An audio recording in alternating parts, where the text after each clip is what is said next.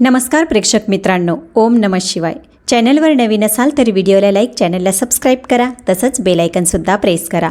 चला तर आपण आजच्या कथेला सुरुवात करूया.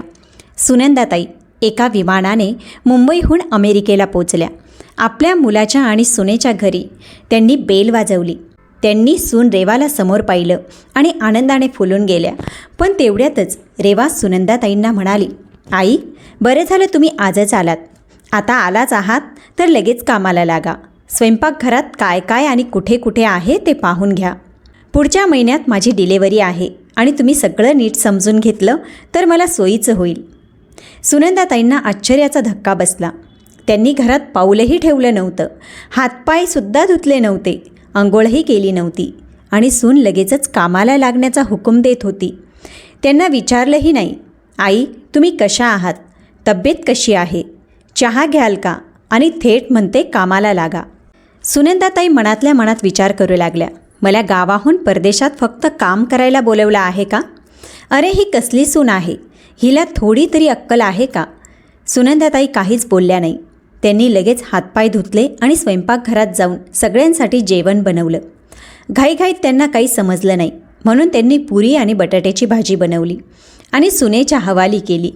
पण रेवाने ती थाळी त्यांच्या तोंडावर फेकली आणि म्हणाली, आई तुम्हाला अक्कल नाही का? इतकं तेलकट जेवण मी खाल्लं तर माझ्या होणाऱ्या बाळाला आणि मला चांगलं नाही. अरे मी तर विसरलेच, तुम्ही गावातून आलात ना. गावातल्या लोकांना अक्कल नावाची गोष्टच नसते, फक्त तळलेलं खाण्यातच पुढे असतात, आरोग्याची काहीच काळजी नसते. सुनंदाताई म्हणाल्या, सुनबाई तू मला सांगितलं नाही की काय बनवायचं. रडत रडत त्यांनी सगळं जेवण उचललं. रेवा म्हणाली, आई जा आणि काही नीट जेवण बनवून आणा. तिथे सगळ्या भाज्या पडल्या आहेत, त्या उकडून सूप बनवून आणा. मी सकाळी सूप आणि ज्यूस घेते आणि हे जेवण तुम्हीच खा, फेकू नका. नाहीतर जेवण वाया गेल्याने माझे पैसे वाया जातील, तुमचा खिसा तर रिकामा होणार नाही. सुनंदाताईंना घरात एक दिवसही झाला नव्हता आणि सुनेचे खरे रंग दिसायला लागले होते. हळूहळू वेळ बदलत गेली आणि सुनंदाताईंनी हे आपलं नशीब समजलं. त्यांना वाटलं गावात राहणार तरी कोणाकडे. त्यांचे पती सुरेश त्यांना एकटं सोडून परलोकात गेले होते. मुलगा विजय शिक्षण घेऊन परदेशात चांगली नोकरी मिळून तिथेच लग्न करून स्थायी झाला होता. एक दिवस सुनंदाताई हॉलमध्ये बसून TV पाहत होत्या. परदेशात जास्त भारतीय वाहिन्या नव्हत्या, पण एक भारतीय वाहिनी होती जी त्यांना खूप आवडायची. ती पाहून त्यांचं मन रमायचं.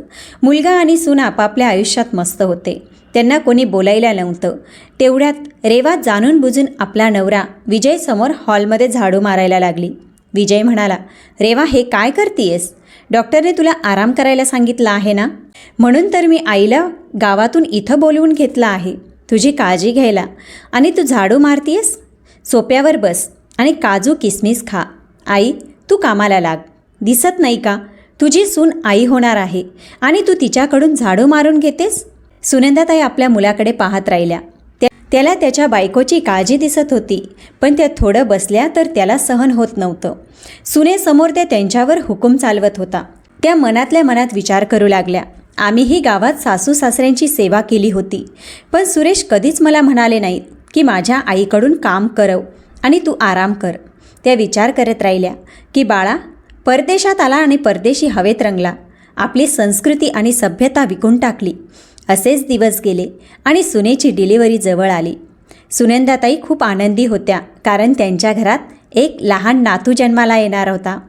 त्या आपल्या मुलाच्या जन्माच्या आठवणींमध्ये हरवल्या. जेव्हा विजय जन्माला आला होता तेव्हा सगळे किती आनंदी होते, लाडू वाटले गेले आणि आता त्यांचा मुलगा बाप झाला होता. खरंच वेळ कधी सरतो कळत नाही. सुनंदाताई मुलाला म्हणाल्या, बाळा अभिनंदन, तू बाप झालास. आता तुझ्या जबाबदाऱ्या वाढल्या आहेत, आणि सुनेलाही आशीर्वाद दिले. आता रेवाला आपल्या बाळाची काळजी घेण्याचा बहाणा मिळाला. ती आधी जे थोडं काम करायची आता तेही टाळू लागली. घरातलं सगळं ओझं सुनंदाताईंवर आलं, पण त्या आपल्या नातवाला पाहून आनंदाने सगळं काम करायच्या, तोंडातून एक शब्दही काढायचा नाही. रेवा त्यांचा पुरेपूर फायदा घेत होती. ती सुनंदाताईंकडून नातवाची शी आणि सू साफ करून घ्यायची, डायपर बदलायला लावायची. हळूहळू नातू 3 वर्षाचा झाला. आता रेवाच्या डोळ्यात सुनंदाताई खटकू लागल्या. तिला आता सुनंदाताईंची गरज राहिली नव्हती, त्यांचा उपयोग संपला होता. तिला आता त्या ओझं वाटू लागल्या कारण त्यांची तब्येत खालावत होती. एक दिवस पहाटे 4 वाजता रेवा ओरडली, म्हातारे कुठे मेलीस? किती वेळ झाला बोलवतीये, अजून आली नाहीस? जमिनीत गेलीस की आकाशाने खाल्लं तुला? सुनंदाताई झोपल्या होत्या, कारण शरीर दुखत असल्याने त्या रात्री 2 वाजता झोपल्या. त्यामुळे 2 तासानंतर उठणं त्यांना कठीण जात होतं. त्यांना कंबरदुखीचा त्रास होता. त्या बेडवरून उठायचा प्रयत्न करत होत्या, पण उठता येत नव्हतं. इकडे रेवाचा राग 7व्या आसमानाला पोचला होता. ती हातात दुधाची बाटली घेऊन उभी होती. सुनंदाताई आत गेल्या आणि म्हणाल्या, काय झालं सुनबाई? रेवाने काही विचारलं नाही आणि थेट त्यांच्या डोक्यावर दुधाची बाटली मारली. त्यांच्या डोक्याला जोरदार मार लागला. त्या किंचाळल्या आणि जमिनीवर कोसळल्या. रेवा म्हणाली, आत्तापुरतं फक्त डोकं फोडले, जास्त त्रास दिलास तर पायही तोडेन. एकदा बोलवलं तर येत नाहीस. 10 मिनिटापासून गळा फाटेपर्यंत ओरडतीये. पहाटे 4 वाजलेत आणि तू अजून बिछाण्यावर कंबर तोडतीयस? मला सकाळी उठून बाळासाठी दूध गरम करण्याची सवय नाही. बघ, बाळाच्या दुधाच्या बाटलीतून दुर्गंध येतोय. दुसरं दूध बाटलीत भरून आण. सुनंदाताई भिंतीचा आधार घेत हळूहळू उभ्या राहण्याचा प्रयत्न करत होत्या. रेवा म्हणाली, आता लवकर उठतेस की 4 माणसं पाठवू तुझी अर्थी उचलायला?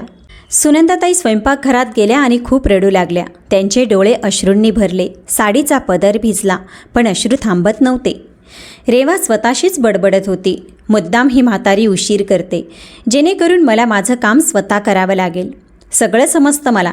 विजय म्हणाला, अगं पहाटेचे 4 वाजलेत, कोणावर बडबडतीयेस? माझी झोपमोड करतीयेस. त्यावर रेवा म्हणाली, तुला झोपायची पडली आहे आणि ही तुझी आई माझं डोकेदुखी बनली आहे. 10 वेळा हाक मारली तरी एकदाही ऐकत नाही. माझं बाळ भुकेने तडफडतंय आणि यांच्याकडून दूध मागायला 10 वेळा ओरडावं लागतं. त्यावर विजय म्हणाला, आईचं आता वय झालंय, आता मला शांत झोपू दे, सकाळी बोलतो. सुनंदाताई रडत स्वयंपाकघरात गेल्या. रेवा विचार करत होती, आता ह्या म्हातारीपासून सुटका करून घ्यावी लागेल. ही आता काही कामाची राहिली नाही. सकाळी चहा नाश्ता झाल्यावर विजय सुनंदाताईंच्या खोलीत गेला. तो काही बोलणार तेवढ्यात सुनंदाताई म्हणाल्या, बाळा आता मी काही कामाचे राहिले नाही. मला भारतात परत नेऊन सोड आणि माझी तब्येतही बरी नाही. मला डॉक्टरकडे घेऊन जा. माझ्या शरीरात सगळीकडे दुखतंय. रेवा मागून बडबडत आली, आई पैसे काही झाडावर उगतात का? म्हातारपणी थोडंफार दुखणं असतंच. थोडी आल्याची चहा प्या, सगळं दुखणं बरं होईल. कशाला इतके पैसे वाया घालवायचे? पैशाचा विषय निघताच विजय म्हणाला, आई तुला काय वाटतं, भारतात जाण्याचं तिकीट स्वस्त असतं का? तुझ्यापेक्षा तिकीट महाग झाली आहेत. माझ्याने माझ्याच गरजा पूर्ण होत नाहीत. एक लहान मुलं आहे, खर्च वाढलाय आणि तुला तुझीच पडली आहे. या तिखट बोलण्याने सुनंदाताईच्या डोळ्यात अश्रू आले. त्या स्वतःला हतबल समजू लागल्या. त्यांची आत्मा त्यांना धिक्कारत होती की त्यांनी भारत सोडून परदेशात का यावं. त्यांना वाटलं, सून तर परकी आहे, पण मुलगा माझ्या रक्ताचा आहे. तो मला असं कसं बोलू शकतो? तो माझं प्रेम, ममता सगळं विसरला का? सुनंदाताई म्हणाल्या, बाळा मी तुझ्याकडून कोणताही खजिना मागितला नाही. तू का इतका चिडतोयस? विजय म्हणाला, माझ्या अकलेवर दगड पडली होती की मी तुझ्यासारखी मुसीबत माझ्या डोक्यावर घेतली. हे ऐकताच सुनंदाताईंचा जीव खचला आणि त्या धाडकन जमिनीवर कोसळल्या. जेव्हा त्यांचा मुलगा त्यांना परदेशात घेऊन गेला, त्या आठवणींमध्ये हरवल्या. जेव्हा त्यांचे पती सुरेश अंतिम श्वास घेत होते, तेव्हा त्यांना आपल्या मुलाला शेवटचं पाहायची इच्छा होती. पण विजय आपल्या दुनियेत मग्न होता. त्याला वडिलांचा मृत्यू किंवा जगणं याची काहीच पर्वा नव्हती. आई आता वडिलांना भेटायला आलो तर एकदा यावं लागेल आणि मृत्यूनंतर पुन्हा यावं लागेल. त्यापेक्षा वडील गेल्यावर विजय येईल. आमच्याकडे इतके पैसे कुठे आहेत? हे ऐकून सुनंदाताई स्तब्ध झाल्या. असं कोणी तोंडावर बोलतं का? आठवड्याभरात सुरेश मुलाच्या आठवणीत तडफडत परलोकात गेला. विजय एकटाच आला. रेवा तर औपचारिकतेसाठीही आली नाही. विजयने वडिलांचा अंतिम संस्कार करून दुसऱ्या दिवशीच जायला निघाला. नातेवाईकांनी सांगितलं, 13वं तरी होऊ दे मग जा. विजय म्हणाला, आता जे व्हायचं ते झालं. होणारं कोण टाळू शकतं? मी थांबलो तर वडील परत येतील का? त्याच्या कडवट बोलण्याने नातेवाईक थक्क झाले. विजय म्हणाला, तुम्हाला इथे राहायचं असेल तर राहा, पण मला माझं काम आहे, मी जातो. सगळे नातेवाईक निघून गेले. फक्त एक कामवाली सुनंदाताईंसोबत राहिली. त्यानंतर सुनंदाताईंचं जग विरान झालं. त्यांना एकटेपणा खायला उठला. सुरेश रावांच्या आठवणी यायच्या. ते त्यांच्या फोटोशी बोलत राहायच्या. कोणी कोणाचा साथ देत नाही. आपला मुलगा आता आपला राहिला नाही, तो सुनेचा झाला. तुमच्या जाण्यानं हे घर मला खायला उठतं. कामवाली त्यांना सावरायची, आई असं मन लहान करू नका, नाहीतर तब्येत बिघडेल. सुनंदाताई म्हणायच्या, अगं राधा, आता कोणासाठी जगायचं. ती म्हणायची, आई तुम्ही खूप वेळेपासून काही खाल्लं नाही, मी जेवण बनवते. पण सुनंदाताईंना अन्नाचा कणही गिळता यायचा नाही. त्या राधाला सांगायच्या, आपण किती सुखी होतो जेव्हा विजय भारतात शिकत होता. मग परदेशात पुढील शिक्षणासाठी गेला, तिथे चांगली नोकरी मिळाली. त्याने आपल्या आवडीच्या मुलीशी लग्न केलं आणि तिथेच स्थायी झाला. आम्हाला विचारलंही नाही, तरी आम्ही मोठ्या मनाने त्याला माफ केलं. पण जेव्हा सुरेश गेले तेव्हा विजयने किती बहाणे केले. मीटिंग आहे, मी येऊ शकत नाही. मी खूप मेहनत करून त्याला भारतात आणलं आणि त्याने वडिलांचा अंतिम संस्कार केला. अशी शिकवण कशाला, जी मुलं आईवडिलांना विसरतात. असेच काही दिवस गेले. एक दिवस सुनंदाताईंनी विजयला फोन केला, बाळा तुझ्या वडिलांच्या जाण्याने मी इथे एकटी पडली आहे. परत भारतात ये आणि इथे काहीतरी कामधंदा सुरू कर. विजय म्हणाला, आई आम्हाला परत येणं अशक्य आहे. रेवाला भारतातलं राहणं आवडत नाही. गावात तर लाईटही नसते, ती तिथे घुटमळते. मलाही तिथं राहणं आवडत नाही. रेवा परदेशात वाढली आहे, तिला तिथलं बोलणं कपडे काहीच आवडत नाही. सुनंदाताईंना समजलं की मुलाला परदेशी रंग चढला आहे, तो सुनेचा गुलाम झाला आहे. त्यांनी त्याच्याशी बोलणं फोन करणं बंद केलं आणि आपलं उदास आयुष्य जगू लागल्या. एके दिवशी ते त्यांच्या शेजारीन सुनीताकडे गेल्या, जी त्यांची चांगली मैत्रीण होती. त्या आपलं दुखणं सांगत होत्या. तेवढ्यात दाराची बेल वाजली. सुनीताने दार उघडलं तर समोर विजय उभा होता. सुनंदाताई चमकल्या आणि सगळ्या तक्रारी विसरून त्यांनी त्याला मिठी मारली. बाळा तू आलास, मला माहीत होतं तू येशील. त्या सुनीताला म्हणाल्या, मी म्हणाले होते ना माझा मुलगा येईल. तू म्हणायचीस की परदेशात गेल्यावर मुलं परकी होतात, पण माझा मुलगा किती चांगला आहे पहा. विजय म्हणाला, आई मी तुला घ्यायला आलो आहे. आपल्याला लवकर निघावं लागेल, पण आधी घर, जमीन, मालमत्ता विकून टाक, म्हणजे मला वारंवार यावं लागणार नाही. आणि तुला माहीत आहे का, तू आजी होणार आहेस. रेवाने तुला मुद्दाम बोलावलं आहे. बाळाच्या वेळी आजी असणं किती महत्त्वाचं आहे. तुझा वेळ नातवंडांसोबत खेळताना कसा जाईल तुला कळणारसुद्धा नाही. सुनंदाताई आनंदाने चहकल्या. काय, मी आजी होणार आहे? बाळा तू आधी सांगायचं ना, मी रेवासाठी देशी लाडू बनवून आणले असते. विजय म्हणाला, आई लाडू वगैरे सोड आणि लवकर सामान पॅक कर, मी घर विकण्याची व्यवस्था करतो. सुनीता सगळं ऐकत होती. तिने सुनंदाताईंना बाजूच्या खोलीत बोलावलं आणि म्हणाली, सुनंदा तू काय करतेस?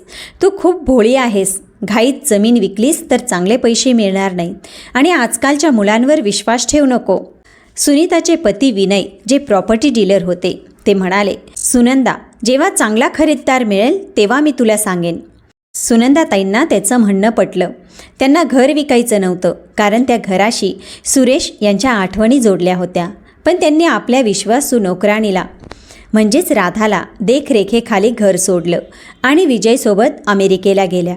आता त्यांची ही अवस्था झाली होती. परदेशात मुलगा आणि सुनेसोबत मन मारून राहावं लागत होतं. रेवा त्यांच्यावर रात्रंदिवस अत्याचार करायची.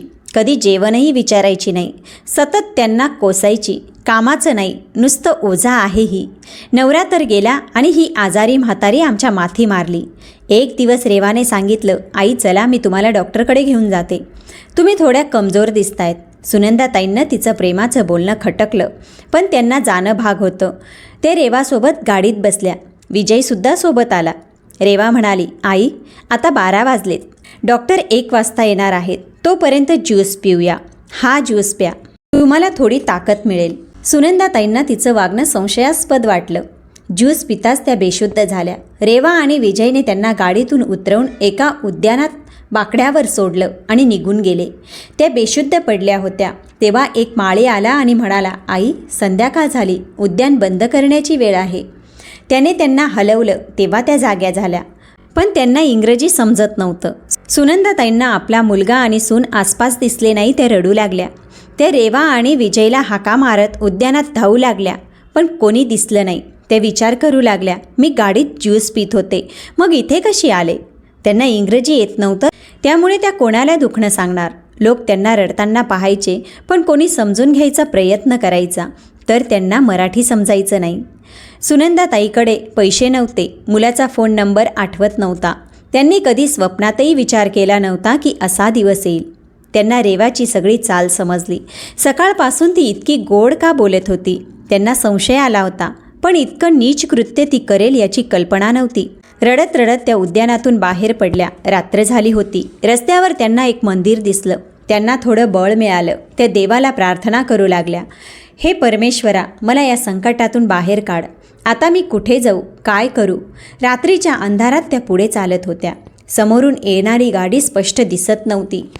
त्या गाडीखाली येऊन बेशुद्ध झाल्या. ड्रायव्हरने तात्काळ ब्रेक लावला, नाहीतर मोठी दुर्घटना घडली असती. एक चांगला माणूस गाडीतून उतरला आणि पाहिलं की एक म्हातारी गाडीखाली बेशुद्ध पडली आहे. त्याने सुनंदाताईंना आपल्या घरी नेलं. त्यांना खाणं पाणी दिलं आणि विचारलं, आई, तुम्ही रात्री रस्त्यावर काय करत होतात? तुमचं नाव काय? सुनंदाताई म्हणाल्या, माझं नाव सुनंदा आहे. तो माणूस म्हणाला, माझं नाव जॉन आहे. तुम्ही माझ्या गाडीखाली येऊन बेशुद्ध झालात, म्हणून मी तुम्हाला इथं आणलं. घाबरू नका, तुमची सगळी कहाणी सांगा, मी तुमची मदत करेन. अनोळखी देशात कोणाची तरी सहानुभूती मिळाल्याने सुनंदाताई रडू लागल्या. त्यांनी सगळी घडलेली कहाणी सांगितली. जॉनच्या डोळ्यातही पाणी आलं. तो म्हणाला, असा मुलगा सुनेवर धिक्कार असो. त्याने तात्काळ पोलिसांना बोलावलं. पोलिसांनी सांगितलं, आई, असं वाटू नका, पण असे प्रकार आमच्याकडे नेहमी येतात. लोक आपल्या आईला परदेशात आणतात, त्यांच्याकडून काम करवतात आणि जेव्हा त्या आजारी पडतात, औषधांवर खर्च करावा लागतो, तेव्हा त्यांना रस्त्यावर सोडतात. हे ऐकून सुनंदाताई पूर्णपणे खचल्या. दुसऱ्या दिवशी पोलिसांनी त्यांना त्या ठिकाणी नेलं जिथे मुलगा सुनेने त्यांना सोडलं होतं. जॉनही सोबत होता. पोलिसांनी तपास सुरू केला आणि त्या रस्त्यावर एक CCTV कॅमेरा दिसला. कॅमेऱ्यात पाहिलं तर रेवाने सुनंदाताईंच्या ज्यूसमध्ये औषध मिसळलं होतं आणि बेशुद्ध झाल्यावर विजयने त्यांना गाडीतून ढकलून उद्यानात सोडलं होतं. हे पाहून सुनंदाताई थक्क झाल्या. त्या म्हणाल्या, असे मुलं जन्माला यावी म्हणून लोक नवस करतात का? माझ्या भावाचा मुलगा सुनेला पहा, ती ऑफिस सांभाळतात, घर सांभाळतात, सासूची सेवा करतात, कधी तोंड वाकडं करत नाही. आणि माझी सून, मला गोड बोलायलाही तिला किती अकड दाखवावी लागते. पोलिसांनी विजय आणि रेवाचा पत्ता शोधला, पण सुनंदाताईंना आता त्यांचं तोंडही पाहायचं नव्हतं. त्यांनी ठरवलं की त्या मुलाकडे परत जाणार नाही. त्यांनी पोलिसांना सांगितलं, मला भारतात जायचं आहे. त्यांनी सुनीताला फोन लावला, पण तिचा फोन लागला नाही. शेवटी त्यांनी राधाला फोन केला. राधाने फोन उचलला आणि म्हणाली, आई, तुम्ही कशा आहात? इतक्या दिवसांनी फोन केलात? सुनंदाताई रडत रडत सगळी कहाणी सांगू लागल्या. त्यांनी राधाला सुनीताकडून तिकिटाचे पैसे घेऊन आपल्या मुलाला पाठवण्यास सांगितलं. राधा म्हणाली, आई, काळजी करू नका, मी माझ्या मुलाला ताबडतोब पाठवते. राधाने तिच्या मुलाच्या मदतीने तिकिटाचे पैसे जमवले आणि तिचा मुलगा दिनेश अमेरिकेला पोचला. सुनंदाताईंनी जॉनचे आभार मानले. बाळा, तू माझ्या सख्या मुलापेक्षा जास्त साथ दिलीस. भारतात परतल्यावर सुनंदाताई राधाच्या गळ्यात पडून रडू लागल्या. जेव्हा त्या सुनीताच्या घरी गेल्या तेव्हा त्यांना धक्का बसला. सुनीता आणि विनय यांचं एका कार अपघातात निधन झालं होतं. सुनंदाताईंना वाटलं, जर सुनीता आणि विनय गेले तर राधाने पैसे कोणाकडून घेतले? राधाने सांगितलं, आई, जेव्हा माझ्या दारुड्या नवऱ्याने मला मारहाण करून घराबाहेर काढलं तेव्हा तुम्ही माझी मदत केली होती. माझं मूल जिवंत आहे, याचं श्रेय तुम्हाला आहे. मी माझं घर गहाण ठेवून तुमच्या तिकिटाचे पैसे जमवले. मला आनंद आहे की मी माझ्या मालकिनीच्या कामी आली. सुनंदाताईंनी राधाला मिठी मारली आणि त्यांच्या डोळ्यातून अश्रू वाहू लागले. हळूहळू त्या कमजोर होत गेल्या. त्या बिछाण्यावर पडून राहायच्या. राधा त्यांची सेवा करायची, कधीच तक्रार करायची नाही. म्हातारपणाच्या शेवटच्या टप्प्यात सुनंदाताईंनी वकिलाला बोलवून आपल्या घराची आणि जमिनीची वसियत बनवली. त्यांचे प्राण सुटले. विजयला बातमी मिळाली की आई आता या जगात नाही.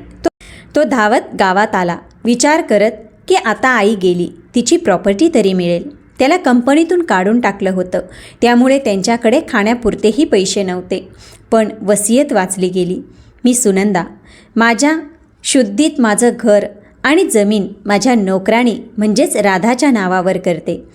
माझ्या मुलाला माझ्यावर अधिकार देण्याचा हक्कही मी काढून घेते.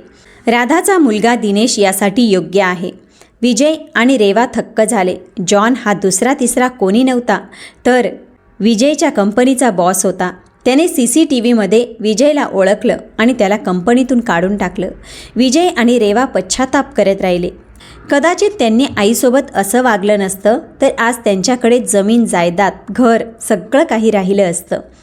प्रेक्षक मित्रांनो, आजची कहाणी तुम्हाला कशी वाटली कॉमेंटमध्ये नक्की सांगा. आवडली असेल तर ओम नमः शिवाय लिहायला विसरू नका.